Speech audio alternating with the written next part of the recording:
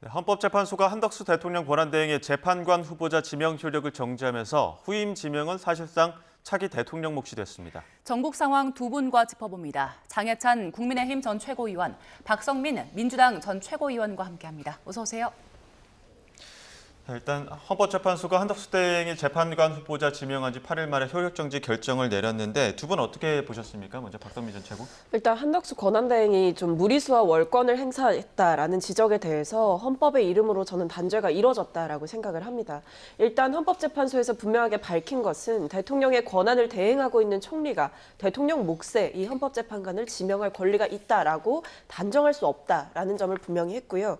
이 외에도 이 국민들이 헌법과 법률이 정한 자격에 의해서 이제 지명을 할 수 있는 임명된 재판관에 의해서 이제 재판을 받는 게 아니라 그것에 벗어나는 법적 테두리를 벗어나는 재판관들에 의해서 재판을 받게 됐을 때에 침해되는 권리 역시도 존재한다라는 점을 지적하면서 이 한덕수 대행에서 주장했었던 이것은 임명하겠다라는 의사를 밝힌 것이지 실질적인 지명이 아니었다라는 궤변 역시도 한덕수 대행이 조속한 기간 내에 국회에 임명 동의안을 보내는 등 절차를 진행할 것이 확실해 보인다라고 이야기를 하면서 한덕수 대행 측의 주장도 완벽하게 기각했기 때문에 한덕수 대행의 월권을 헌법재판소가 멈춰 세웠다라고 볼 수 있겠습니다. 예. 장 전 최고께서는 이 결과 어떻게 보셨어요? 저는 좀 앞뒤가 다른 헌법재판소의 내로남불이라고 평가할 수밖에 없는데요. 마찬가지 논리라면 최상목 대대행이 임명한 정계선 조한창 재판관이나 한덕수 대행이 임명한 마은혁 재판관도 전부 다 권한 정지 가처분 신청을 하게 된다면 인용이 되어서 그 세 사람의 직무가 정지될 수도 있는 위험성을 내포한 자가당착적인 판결이라고 말을 할 수밖에 없고 헌재 재판관 임명권에 대한 본안 재판이 남아 있습니다만 만약 본안에서도 헌재가 대통령 권한대행은 임명권을 행사할 수 없다고 판결을 내린다면 지금 정부하에서 한덕수 대행이 인사권을 발휘할 수 있는 이를테면 장관 인사나 각종 공공기관 인사 역시도 모두 다 그렇다면 무효가 되는 것인가. 그야말로 대통령 권한대행이 대통령이 없을 때 더구나 지금은 탄핵 인용 이후라 대통령 직무만 정지된 게 아니라 아예 거리 상태이지 않습니까? 그때 대한민국의 행정부 수반 자체를 무력화시키는 다소 앞뒤가 맞지 않는 모순적인 판결이라는 비판 여권에서도 나오고 있는 것 같습니다. 오늘 아침 국민의힘 비대위회의에서 권영세 위원장도 헌재의 판결을 강하게 비판했다는 속보가 방금 전해진 걸 제가 확인했는데요. 그렇다면 남은 길은 하나입니다. 이제 문영배 이미선 재판관이 퇴임하지 않습니까? 빠른 시일 안에 헌재가 본안 재판의 결론을 내야 한다. 적어도 4월 안에는 결론을 내야 헌재의 공백 상태를 막을 수 있기 때문에 만약 가처분 판결만 이렇게 졸속으로 내려놓고 본안 재판 판결을 차일피일 미루게 되면 결국 대선을 기다리는 꼴, 헌재가 정치권 눈치 보는 꼴밖에 안 되기 때문에 4월 안에는 본안 결론을 내는 것이 헌재가 이 같은 비판을 피하는 유일한 길이라고 생각합니다. 예, 그런데 어제 헌재 결정문 보면요. 대통령 권한대행이 대통령 몫의 헌법재판관을 임명할 수 있다고 단정하지 못한다 이렇게 밝혔는데 그러니까 앞서 말씀하신 그 국회 몫의 재판관 말고 대통령 몫이라고 좀 한정을 지은 것 같은데 어떻습니까? 근데 이제 그 부분은 단정하지 못한다는 것이지 이번 가처분 심판에서 판결의 주요 대상은 아니었거든요. 그러니 앞으로도 이런 논란이 따라올 수 있기 때문에 그리고 대통령 권한대행의 임명권 행사가 비단 헌법재판관에게만 한정되는 것은 아닐 겁니다. 대법관도 있을 것이고요. 여러 가지 대통령이 지명할 수 있는 공공기관장이나 장관 인사, 차관 인사도 필요할 경우 권한대행이 할 수 있는데 만약 헌재에서 헌재 재판관 임명권이 없다고 본안에서 결론을 내버리면 권한대행 등은 앞으로 기존의 어떤 정해진 절차 외에는 어떠한 임명권도 행사할 수 없다라는 강력한 유권 해석에 구속되는 것이기 때문에 이런 혼란을 방지하기 위해서라도 4월이 가기 전에 빠르게 본안 심판을 내리는 게 헌재가 책임을 다하는 길이라는 생각이 들고요. 만약 5월까지 가버리면 한덕수 권한대행은 지금 대선 출마론이 계속 불거지고 있잖아요. 결국 이게 유야무야되면 헌재 측에서 다음 대통령에게 이 두 자리의 헌법재판소 임명권을 좀 갖다 바치면서 줄을 대는 것 아니냐 이런 비판이 또 나올 수 있어서 그런 오해를 불식시키기 위해서라도 가처분 결과 수용합니다. 다만 본안 재판 결과를 빨리 내는 게 헌법재판소의 책임이고 의무라는 생각이 듭니다. 예, 두 분 의견 갈리는 것처럼 헌재 결정의 정치권 반응도 상당하게 엇갈렸습니다. 일단 먼저 민주당의 입장부터 들어보겠습니다. 한덕수 총리에게 부여된 권한과 임무는 파면된 내란 수계 때문에 치러지는 이번 대통령 선거를 공정하게 관리하고 새 정부가 들어설 때까지 국정을 안정적으로 유지하는 것이 전부입니다. 경고망동을 멈추십시오. 한덕수 총리의 이러한 잘못된 유현 유법이 계속 쌓이고 있는 거 아니겠어요? 온 국민이 볼 때 대통령 놀이에 빠져 있고 유현 유법한 행태를 계속 이어가고 있구나라고 하는 부분에 있어서 민주당도 좌시해서는 안 되겠죠. 계속해서 지금 한덕수 총리에 대해서 근데 왜 주목하고 있습니다. 네, 국민의힘은 위험한 선례를 남겼다는 입장문을 내기도 했습니다. 지금 민주당의 녹취만 들어봤는데 국민의힘의 입장을 조금 더 전해드리면요. 자, 권한대행의 정당한 권한 행사조차 정치적 해석에 따라서 제약될 수 있다는 위험한 선례를 남겼다. 이렇게 이야기를 했거든요. 이 국민의힘 입장에 대해서는 박상민 전 최고 어떻게 보십니까?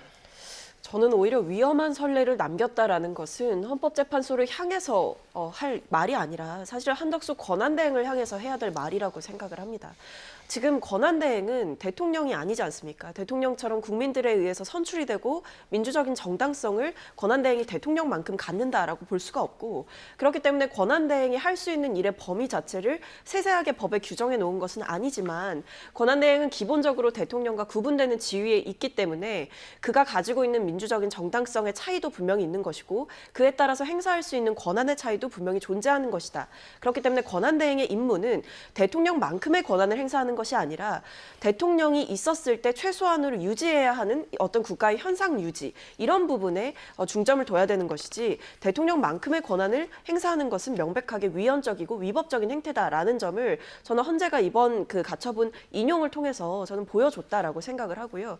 사실 이 부분은 이미 과거에도 황교안 전 권한대행 같은 경우에도 대통령 몫의 헌법재판관은 지명하지 못했었고, 법조계의 여러 전문가들도 헌법재판관 자체가 파이가 나눠져 있지 않습니까? 대통령이 지명할 수 있는 몫과 국회 추천 몫과 대법원장 추천 몫이 있다라고 한다면 국회에서 추천하는 몫을 임명하는 것은 형식적인 임명권에 불과하지만 대통령 몫의 지명권은 적극적인 지명권에 해당하는 것이기 때문에 이 적극적인 권한과 소극적인 권한을 분명히 구분해서 행사해야 하는 것이다. 저는 국민의힘도 이것을 모르지 않을 것이라 생각하는데 또다시 헌재 때리기에 골몰한다라고 한다면 국민과 더 멀어지는 결과가 나올 거라고 생각합니다. 네, 권영세 비대위원장은 일단 유감 표명하면서 헌재가 본안 재판에서 다시 한번 제대로 판단하길 바란다 이런 입장을 밝혔는데, 지금은 이제 내일 2명의 재판관이 퇴임을 하면 7인 체제가 되는 거고, 이제 가능성은 사실 차기 대통령이 새 재판관을 임명할 가능성이 높아진 상황인 거잖아요. 그렇다면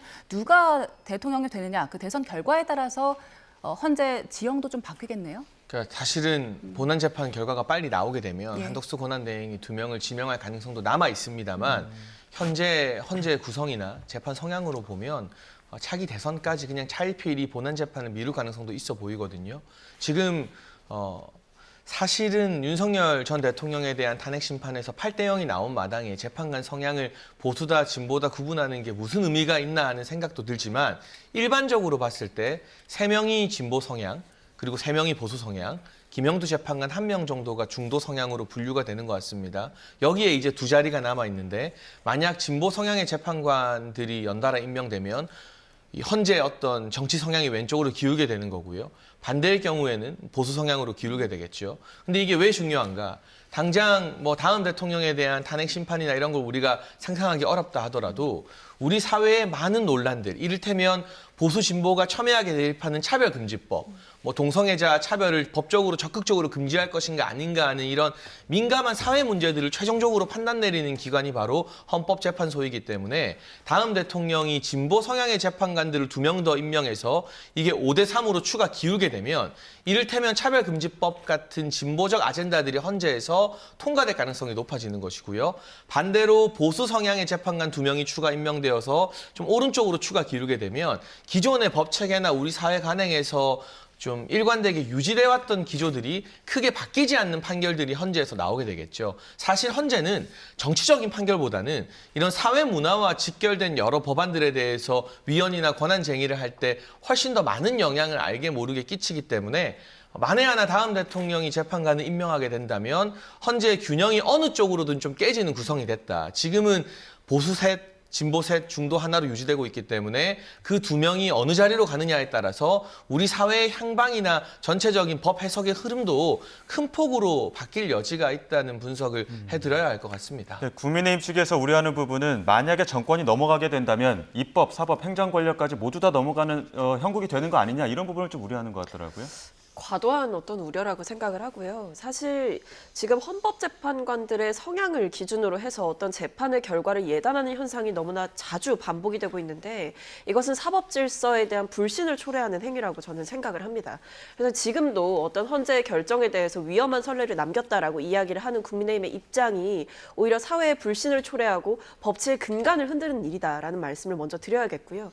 앞서 장최국께서도 잠깐 언급을 해주셨지만 재판관들의 성향에 따라서 어떤 이 대통령 탄핵 심판의 결과가 갈릴 것이다라고 예단을 하는 말들이 굉장히 많았지만 결과적으로 전원일치로 만장일치로 파면 결과가 나왔습니다.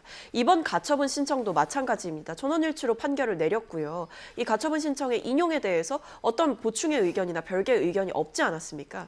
그렇기 때문에 저는 지금 상황에서 어떤 헌재의 구성이 뭐 차기에 만약에 이재명 대통령이 된다라고 했을 때 이재명 대통령이 지명하는 사람에 따라서 여러 가지 이제 구도가 흔들릴 수 있고 사법 권력까지 넘어갈 수 있다라는 어떤 공포 정치를 조장하는 것 자체가 무리수다라고 생각을 하고요. 이 외에도 지금 이재명 전 대표가 지금 뭐 헌재에 대한 어떤 이야기를 하고 있는 상황도 아니고 그리고 한덕수 권한대행이 심지어 이번에 지명하려고 시도했던 인물 중에 한 명은 파면당한 윤석열 전 대통령의 절친으로 알려져 있는 사람입니다. 이런 사람을 지명하려고 했던 행위가 무엇보다 문제인 것이지 마치 이것이 민주당 정권이 들어서게 되면 헌법재판소마저도 민주당의 손에 넣으려고 한다. 이런 우려를 계속해서 조장하거나 하는 것 자체가 사회 불신을 키우는 행위이고 정치 불신 역시 초래한다. 이렇게 보고 있습니다. 예.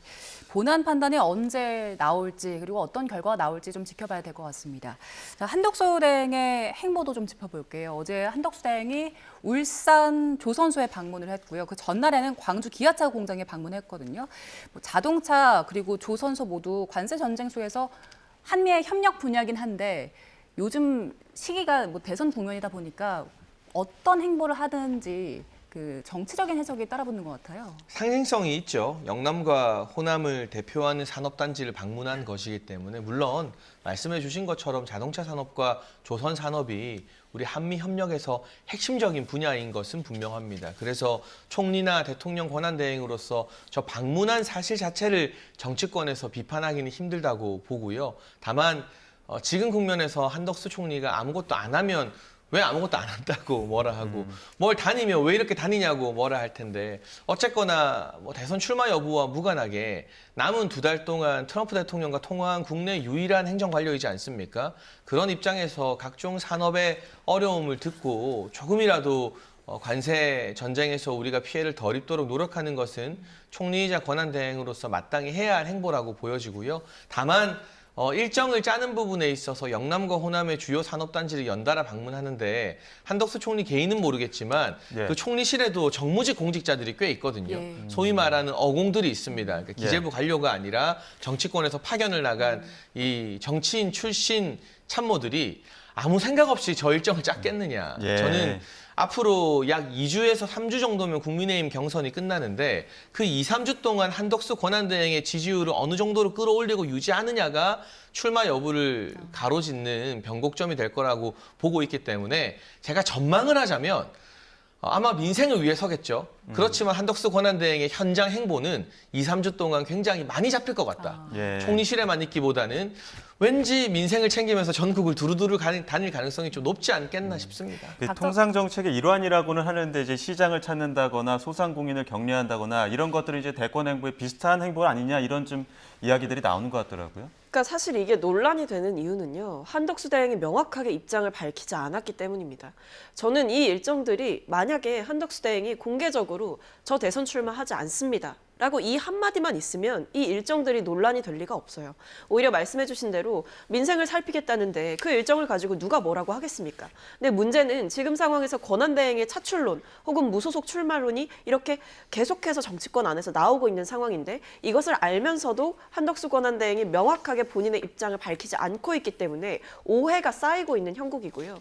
그리고 결국에는 권한대행으로서 어떤 공정한 심판의 역할을 하기보다는 선수로 뛸 것을 생각해서 권한대행의 지위를 활용한 사실상 무료 선거운동을 지금 전국을 돌면서 하고 있는 것 아니냐라는 생각이 들기 때문에 지금 상황을 계속해서 이어가는 것, 그러니까 입장을 제대로 밝히지 않으면서 여러 일장을 다니는 것 자체는 사실 대권 출마를 위한 어떤 교두보로 인식할 수밖에 없다. 그래서 저는 조속하게 한덕수 대행이 본인이 출마할 생각이 있다라고 한다면 빠르게 자리를 내려놔야 하는 것이고, 그게 아니다라고 한다면 명확하게 국민들 앞에 명확하게 입장을 밝혀야 된다라고 생각합니다. 한 문장이면 간단하게 정리될 일입니다. 예. 한덕수 대행이 만약에 대선 출마하겠다고 뜻을 밝히면 그러면 다시 그 최상목 대행 체제로 가는 겁니까? 뭐 그렇게 되겠죠. 민주당이 최상목 기재부총리를 탄핵하지 않는다는 전제 하에. 근데 지금 분위기로 봐서는 막 청문회는 열고 있지만 민주당에서 한덕수 탄핵도 최상목 탄핵도 적극적으로 추진하는 것 같지는 않거든요. 그런데 한덕수 권한대행이 만약 4월 말이나 5월 초에 대선 출마를 이유로 퇴임하게 된다면 지금과는 다른 또 국정 공백을 초래했다는 비판도 분명히 반대급부로 따라오게 될 것이고요. 다만 그 상황에서 국민의힘 경선 후보가 정해졌을 때 이 바깥에 있는 한덕수 대행과 단일화 원샷 경선을 해야 되는데 이게 당 안에 있는 후보와 당 밖에 있는 후보가 단일화 할 때 어떤 룰로 경선을 하느냐 이거 굉장히 첨예한 문제거든요. 과거에 문재인 전 대통령과 안철수 의원이 단일화할 때 결국 그 룰에 대한 합의를 이루지 못해서 안철수 의원이 백기를 들고 그냥 양보하는 방식의 일방적 단일화를 했다가 박근혜 전 대통령에게 대선에서 패배하는 결과가 나오지 않았습니까? 그 진통이 또 어마어마할 것이라서 이게 그냥 순탄해 보이는 길은 아닙니다. 다만 현재 복수의 여론조사에서 제가 구체적 수치는 언급하지 않겠지만 한덕수 권한대행의 지지율이 범보수 진영에서는 잘 나오고 있다라는 평을 내리기에는 부족함이 없습니다. 이 지지율이 그대로 유지되거나 조금 더 오르게 된다면 한덕수 권한대행 개인의 의지와 무관하게 이제 주위에서 가만두지 않을 거예요. 지지율이 나오면 뭐 이재명 전 대표를 막기 위해서라도 나와야 되는 거 아니냐, 구국의 결단을 내려달라, 이런 정치인들의 움직임이 더 가속화될 것이기 때문에 한덕수 대행도 일정 부분 일말의 가능성 정도는 열어두고 있는 것 아닌가. 그게 아니라면 박성민 전 최고 이야기한 것처럼 그냥 말 한마디로 정리하면 되거든요. 예. 근데 그 정리하지 않는다는 것 자체가 어느 정도의 여지는 남겨두고 있다로 정치적 해석을 열어두는 게 맞다고 봐야겠죠. 지금 국민의힘 경선 레이스 주자들도 굉장히 예민하게 바라보고 있을 텐데 잠시 후에 10시 반이면 국민의힘 경선 지금 후보 8명으로 압축된 상태에서 미디어데이 행사가 개최가 될 예정입니다. 미디어데이 행사에서는 어떤 좀 일정들이 있을까요? 네, 뭐 의자 뺏기 방식으로 서로 발언권을 얻는 일종의 예능 프로그램 형태를 차용한 이벤트도 있다고 들었고요. 여기서 조별로 조를 나눠서 이 1차 경선 토론을 한다고 합니다. 2차 경선은 4인으로 압축되기 때문에 한 번에 토론할 수 있는데 8명이 한날 한시에 토론하면 너무 어수선하잖아요. 그러니 누구와 어떤 조가 배정되느냐도 상당히 1차 경선에서 유의미한 차별점을 낳게 되는 결과일 것 같은데요. 예. 어쨌든 미디어 데이인 만큼 여기서 지나치게 날선 대립적 발언이 나오기보다는 오늘은 자기 자신을 소개하고 조금은 예능적 코드를 갖춰서 예. 국민과 청년 세대의 관심을 끌기 위한 그러한 어떤 발언과 이벤트들이 준비되어 있지 않을까 싶습니다. 네, 1차 경선은 100% 일반 국민 여론조사로 진행이 되잖아요. 그래서 4명의 누가 될 것인가, 그리고 그중에서도 4등이 누가 될 것인가, 이 부분 관심인 것 같은데 어떻게 전망하십니까? 일단 뭐 지금 상황에서 이제 3명은 정해졌다라고 보는 관측이 많습니다. 일단 뭐 김문수 전 장관, 홍준표 전 대구시장, 그다음에 한동훈 전 대표, 이 3명이 진출할 것은 확실해 보인다. 그렇다면 마지막 남은 한 자리는 누가 가져갈 것이냐, 이 부분에 이제 좀 초점이 맞춰지고 있는데, 그러다 보니까 이제 나경원 의원 대 안철수 의원의 싸움이 되고 있다라고 볼 수밖에 없겠죠. 근데 개인적으로는 지금 어떤 국민의힘의 경선 구도 자체가 탄핵에 찬성했던 분들에게는 굉장히 좀 불리하게 돌아가는 측면이 있고, 그리고 적극적으로 투표에 참여하고 여론조사에 참여할 이 지지층의 향방이 결국 윤석열 전 대통령의 지지층과 상당히 겹칠 가능성이 높기 때문에 결국 이번 탄핵 국면, 뭐 계엄 전국에서 여러 가지 윤석열 전 대통령과 굉장히 밀접한 스탠스를 보여줬던 나경원 의원이 꽤나 상승세인 것이 아닌가라는 개인적인 전망이 좀 있습니다. 그래서 지금 아마 안철수 의원의 핵심적인 과제라고 볼 수 있는 것은 불출마를 선언한 오세훈 시장과 유승민 전 의원의 지지층을 흡수할 수 있을 것이냐, 이 부분일 텐데, 지금 보면 오세훈 서울시장이 거의 사실상 모두를 만나주고 있는 상황이고, 여러 가지 이제 뭐 정책적으로 같이 내 정책을 해달라라고 이야기를 하고는 있지만, 오세훈 서울시장의 지지층을 완벽하게 누군가가 흡수하고 있거나 계승하고 있다라고 보기 어려운 흐름이 있기 때문에 결과적으로는 어떤 강성 지지층의 이 조직력이 조금 더 중요한 선거가 되지 않을까 싶습니다. 4강에서 마지막 한 자리는 안철수, 나경원 후보들 간의 싸움이다 이렇게 또 분석을 해주셨는데 오늘 나경원 후보와 안철수 후보의 의자 뺏기도 좀 볼 수 있을까요? 누가 잘 뺏고 누가 잘 싸워서 누가 4강에 오를까요? 그러게요. 네, 그 부분도 굉장히 관심이 주목되고 있고요. 당내 분위기는 나경원 의원의 출마 선언이 상당히 늦었지만 그래도 소위 말하는 드럼통 사진이 굉장히 화제가 됐잖아요. 그게 이재명 전 대표를 빗댔다고 하면서 민주당에서 강하게 반발하는 것들이 국민의힘과 보수 지지층에는 상당히 소구력이 있었던 한 장의 사진이었기 때문에 4등이 아니라 3등까지도 노려볼 가능성이 있지 않겠느냐라는 전망도 나오고 있고요. 예. 지금 안철수 의원 같은 경우는 한동훈 전 대표와 공통점이 있어요. 탄핵을 찬성한 그룹이라는 겁니다. 그런데 현실적으로 우리 박 전 최고 말씀처럼 국민의힘과 보수 진영 내부에서는 이 찬탄 그룹의 파이가 상당히 적은 게 냉정한 객관적 사실입니다. 그런데 이 파이에 있어서 지금 일정 부분을 한동훈 전 대표가 가져가고 있기 때문에 안철수 의원이 찬탄 파이 안에서 본인의 입지를 어떻게 키워가는가. 그러면 안철수 의원의 지금 공략 대상은 김문수 전 장관이나 홍준표 대구시장이 아니라 탄핵 찬성 그룹에서 자신보다 앞서가고 있는 한동훈 전 대표의 표를 뺏어오는 게 본인의 어떤 등수를 높이는 길이 아닌가 하는 분석 때문인지 어제와 엊그제는 안철수 의원 쪽에서 한동훈 전 대표를 향한 날선 비판의 메시지들이 많이 나왔거든요. 이재명 전 대표에게 가장 큰 선물이다라고 하는 등의. 그래서 이런 역학 구도 등이 매우 복잡하게 얽히고 있어서요. 일단 정말 후보 사이의 구체적인 대립각은 2차 경선, 4강으로 좁혀진 이후에나 들어갈 것 같고 1차 경선 때는 이 방정식이 굉장히 복잡하게 엮인다고 봐야겠죠. 예.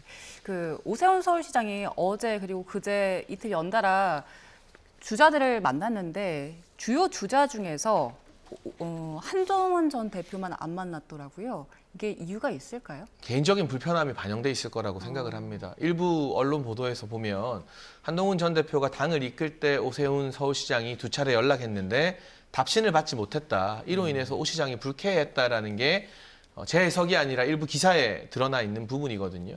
아무래도 이틀 사이에 5명을 만났는데 1명만 콕 집어서 안 만난 거면 뭔가 좀 불쾌하다라는 여지는 남겨두고 있는 거죠. 다만 종래에는 원칙적으로 간단한 비공개 차담회 정도, 티타임 정도는 하지 않을까 싶은데요. 오세훈 시장이 불출마했을 때 가장 기뻐했던 게 사실은 한동훈 전 대표의 캠프였거든요. 아무래도 지지층이 겹친다. 그 지지층이 우리에게 올 것이다라는 이야기를 김종혁 전 최고위원이나 이런 분들이 방송에서 노골적으로 했기 때문에 오 시장 캠프 입장에서는 사실 이게 굉장히 슬픈 일이거든요. 대선 주자가 대선 출마를 접었다는 것만큼 힘 빠지는 일이 어디 있습니까? 그런데 바로 야 너무 잘 됐다. 이제 우리한테 지지층 넘어오겠다라고 하고 있으니 거기에 대한 감정적 반작용도 조금 있을 것 같습니다. 다만 오세훈 시장 같은 경우는 궁극적으로는 원칙적으로 누구든 다 만나주진 않겠나. 그리고 정치적으로 요거는 하나 짚어봐야 돼요. 이 대선 결과가 어떻게 될지를 떠나서 오세훈 시장은 불출마를 하면서 사실상 다음번 서울시장 선거에도 도전하게 되거든요. 그러면 국민의힘 진영 내부에서는 오세훈 시장의 가장 강력한 경쟁자가 한동훈 전 대표와 나경원 의원이 될 수 있습니다. 그래서 홍준표 전 시장이나 안철수 의원 같은 경우는 지역 기반이 다르잖아요. 한 분은 대구고 한 분은 이제 경기도가 됐습니다. 밥을 먹었죠. 같은 서울 겹치는 나경원 의원과는 차를 마셨고 또 당내 경쟁자로 좀 염두에 두고 있는 한동훈 전 대표와는 만남을 미루고 있어요. 이게 결국 차기 서울시장 경쟁 구도를 염두에 뒀다는 정치적 해석도 나올 수 있는 것 같습니다. 예. 자, 국민의힘 경선 후보들 오세훈 서울시장과의 만남과는 또 반대로 윤 전 대통령과는 좀 거리두기에 나서는 모습들도 있는데요. 준비한 녹취가 있습니다. 들어보겠습니다.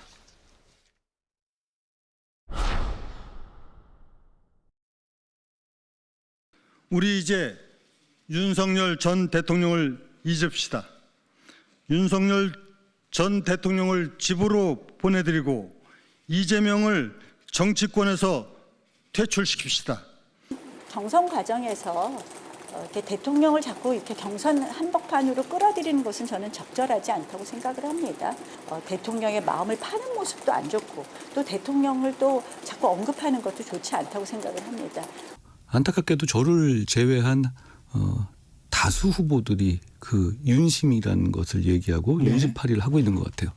지금 대한민국에서는 민심이 윤심보다 딱 5천만 배 더 중요합니다. 경선 주자들 윤심과는 좀 거리 두고 있는 이런 주요 발언들 듣고 오셨는데 박선민 전 최고께서는 어떻게 들으셨습니까?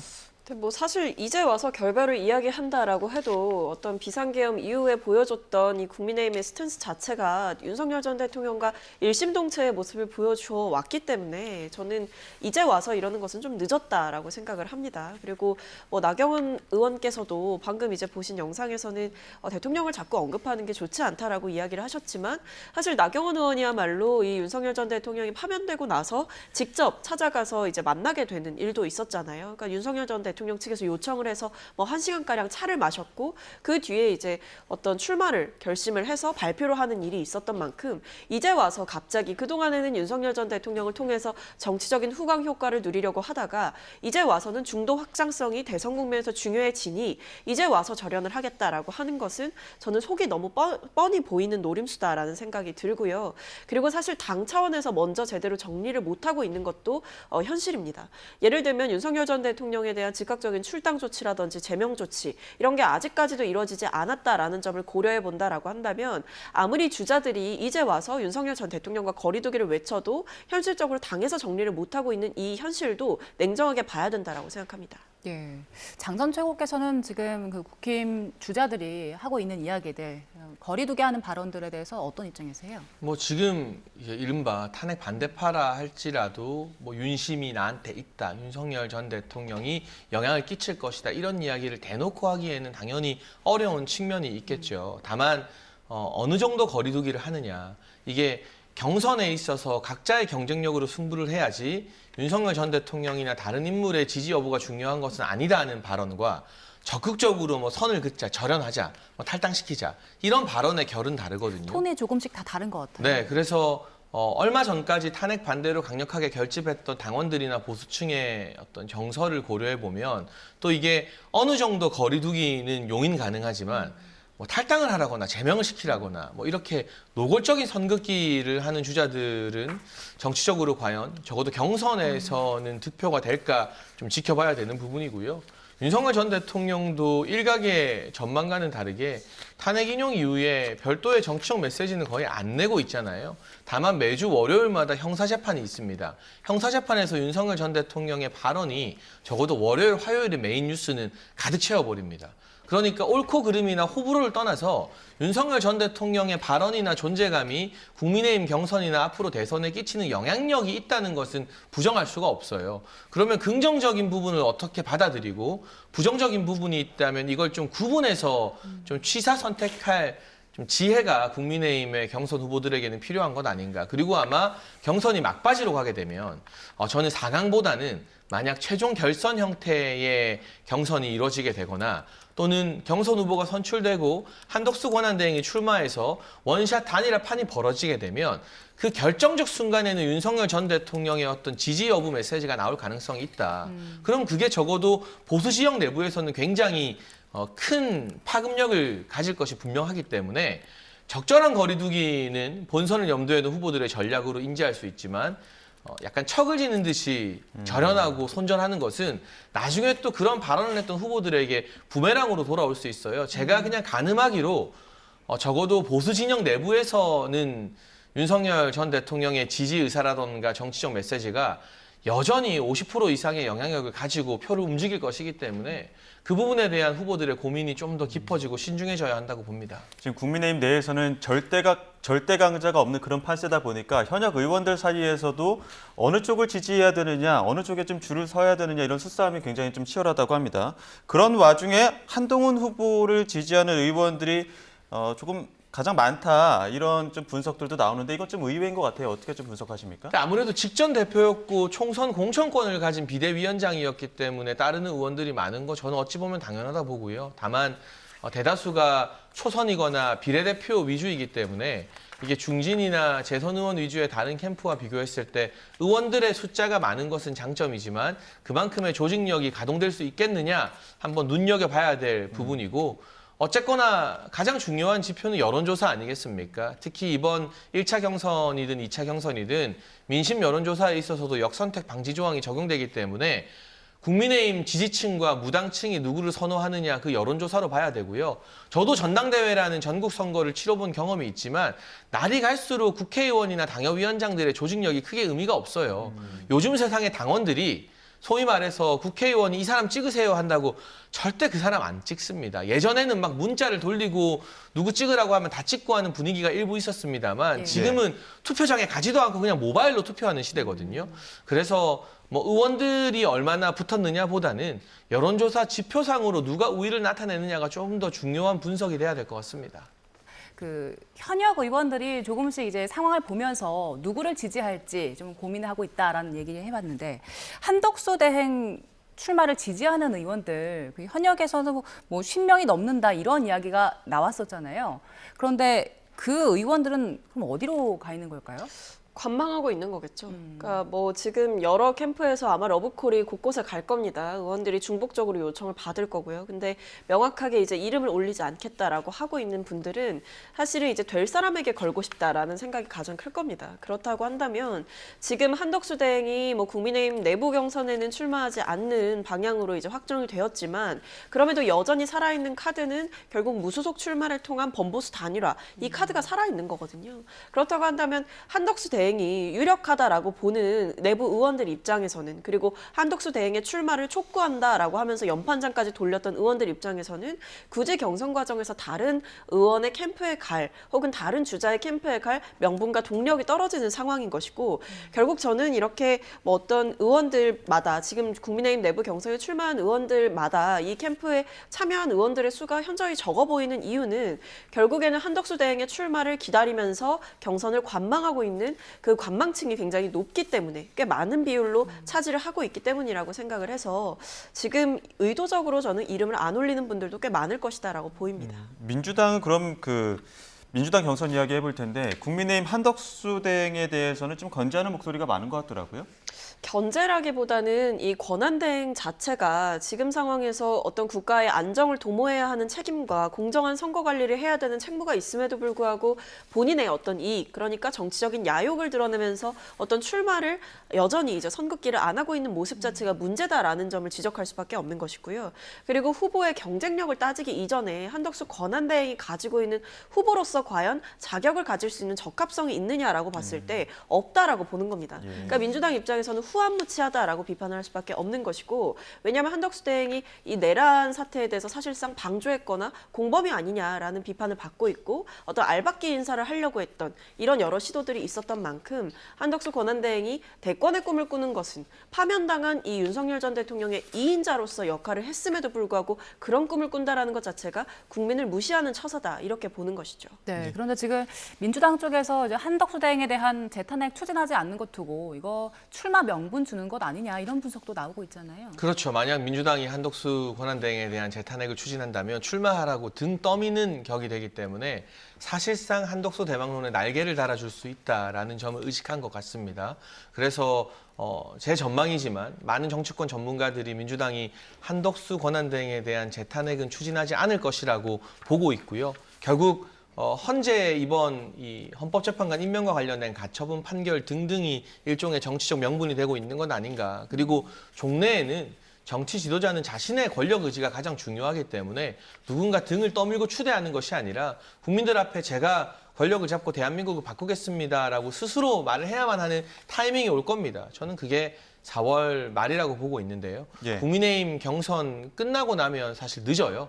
공직자 사퇴 시한도 바로 그 다음 날이고 그래서 국민의힘 경선 끝나기 전인 4월 말 늦어도 5월 1일에는 한덕수 권한대행이 결단을 내려야 되는데 과연 그런 결론을 스스로 내릴 수 있을지 아니면 끝까지 지켜보다가 대선 출마를 접게 되고 권한대행으로서의 임무로 공직생활을 마무리하게 될지는 아직은 조금 지켜볼 여지가 남아있는 것 같고 민주당에서도 계속 한덕수 권한대행을 비판하는 논평을 많이 내고 있는데 재탄핵을 추진하지 않더라도 굳이 한덕수 권한대행을 때릴 필요가 있겠는가. 이게 때리면 때릴수록 더 커지는 게 정치권의 생리이기 때문에 어쩌면 민주당의 한덕수 견제나 한덕수 때리기가 한덕수 출마를 오히려 부추기고 명분을 제공해주는 그런 일이 될 수도 있다는 것 역시도 민주당에서는 좀 고민거리일 것 같습니다. 예, 그리고 지금 또 정치권에서는 드럼통 공방이 한창입니다. 국민의힘 나경원 후보가 이재명 후보를 겨냥해서 올린 게시물이 논란이 되고 있는데 지금 사진 보여드리는 것처럼 왼쪽에 사진이 지금은 이제 피켓만 들고 있는데 아래 사진이 좀 잘려 있지만 드럼통에 들어가서 직접 또 피켓을 들고 사진을 찍으셨더라고요. 네. 이거 논란 어떻게 바라보십니까? 근데 저는 저 드럼통에 이재명 전 대표의 이자도 민주당의 민자도 들어가지 않았잖아요. 그런데 왜 드럼통을 보고 민주당과 이 친명계 정치인들이 이토록 날선 반응을 보이는 것인가?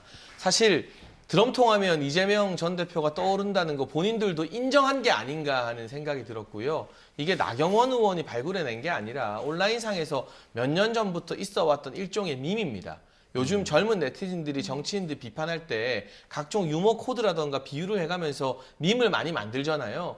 근데 이재명 전 대표 입장에서는 최근 언론 노출도 줄이고 생방송도 거의 응하지 않고 다큐멘터리 찍고 막 니트 입고 전문가 붙여서 굉장히 안정적이고 좀 감성적인 이미지 구축에 공을 들이고 있는데 드럼통이라는 공포스러운 이미지를 나경원 의원이 부각시키니 굉장히 아프게 받아들인 것 같아요. 그런데 이게 이만큼 정치권에서 화제가 되고 나경원 의원에 대한 어떤 여러 가지 설왕설래, 관심이 집중됐다는 것 자체가 저 사진 찍은 나경원 의원 입장에서는 소위 말해 대박을 낸 셈이고요. 여기에 대해서 민주당이 격하게 반응하면 할수록 그 나경원 의원이 벌린 판에 말려 들어가는 거거든요. 그래서 뭐 민주당의 저 새로운 국회의원이 영현백 저것도 예. 막 올렸다고 하는데 저거는 뭐 3,000개 준비했다라는 MBC 보도 이런 거 다 가짜뉴스로 드러나지 않았나요? 제가 알기로는. 그래서 저게 그렇게 막 크게 회자가 된다거나 유의미한 반격인지는 잘 모르겠어요. 오히려 저런 반격을 한 덕분에 며칠 지났는데 우리가 오늘 또 드럼통 이야기 또 하게 됐잖아요. 그러니까 민주당 입장에서는 그냥 무대응이 최선의 전략이었는데 무대응을 하기에는 이게 고발까지 하는 걸 보면 상당히 아픈 부분을 나경원 의원이 건드린 것 같다, 유효타였다라는 생각이 듭니다. 네, 말씀하신 대로 지금 민주당 측에서는 나경원 후보에 대해서 고발 조치에 나섰고 발끈하면 할수록 이거 나경원 후보 도와주는 거다. 이 대응에 대해서는 어떻게 평가하세요? 저도 뭐 사실은 뭐 나경원 의원의 어떤 저런 전략은 국민들께 좀 안 좋게 평가를 받을 거라고 생각을 합니다. 그러니까 어쨌든 조기 대선에 출마하시겠다라는 분이, 그리고 심지어 그동안 윤석열 전 대통령을 굉장히 강하게 옹호해왔던 분이 갑자기 뜬금없이 드럼통 이야기를 하면서 이래서 뭐 출마를 한다. 그럼에도 불구하고 뭐 굴복하지 않겠다 이런 식으로 말씀을 하시는 게 도대체 어떤 유의미한 메시지가 있죠? 저는 국민들 수준을 너무 무시하신다라는 생각이 들어서 오히려 저 밈을 보면서 혹은 저런 짤을 보면서 굉장히 좀 불쾌하다라는 생각을 했고, 저는 국민들께서도 저런 모습으로 어떤 선거운동을 해보려고 하는 나경원 의원의 자세를 굉장히 낮게 평가를 하실 거라고 생각을 합니다. 뭐 당 입장에서는 근데 아무래도 이런 생각이 있었던 것 같아요. 이게 민주당을 뭐 지나치게 자극한다 보다도 이제 이재명 전 대표에 대해서 어떤 온라인 커뮤니티에서 악의적으로 비하할 때 쓰는 표현을 이제 공적인 일을 하는 정치인이 끌어다가 쓴다라고 하는 것 자체가 좀 문제가 있다. 거기에 대해서 선을 그을 필요가 있다라는 생각을 했던 것 같고, 그런 의미에서 고발을 한 것 같습니다. 예, 이재명 후보의 전략들도 좀 볼게요. 지금 최근에 그 장 전 최고 말씀하신 것처럼 정장 대신에 니트 입고 캐주얼 차림으로 등장하거나 좀 로우키 전략으로 가거나 이런 것들에 대해서는 전략이 좀 유효하다고 보십니까? 저는 유효하다라고 생각을 합니다. 왜냐하면 실제로 이재명 전 대표가 지금 상황에서 중요한 것은 어떤 확장성을 가져가야 되는 면이 굉장히 중요한 건데, 그 확장성이라고 하는 것은 결국 이미지에 어느 정도 차별화와 변화를 줄 수 있을 때 끌어올 수 있는 것이라는 생각이 들거든요. 그래서 어떤 안정감 있는 지도자로서의 이미지, 혹은 그동안 보여줬던 어떤 강한 입장, 선명한 주장과는 좀 다르게 안정감 있고 따뜻하고 국민들을 위로하고 정서적으로 다가갈 수 있는 정치인이다라는 점을 어필하는 것이 저는 유효한 전략이 될 수 있다. 특히나 최근에 어떤 정치 상황이나 경제 상황 때문에 굉장히 지쳐 있고 화가 나 있는 국민들 입장에서는 이런 안정감 있는 정서적인 터치가 유의미하게 작동할 수 있다라는 생각이 듭니다. 예, 알겠습니다. 여기까지 듣도록 하겠습니다. 지금까지 장해찬 국민의힘 전 최고위원, 박성민 더불어민주당 전 최고위원 두 분과 함께했습니다. 오늘 말씀 감사합니다. 고맙습니다.